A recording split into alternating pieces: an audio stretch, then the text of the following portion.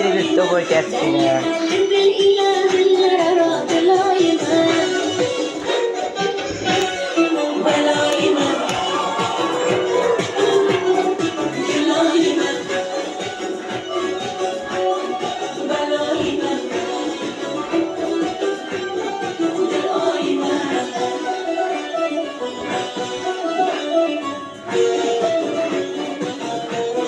Koy Aslı, koy koy koy.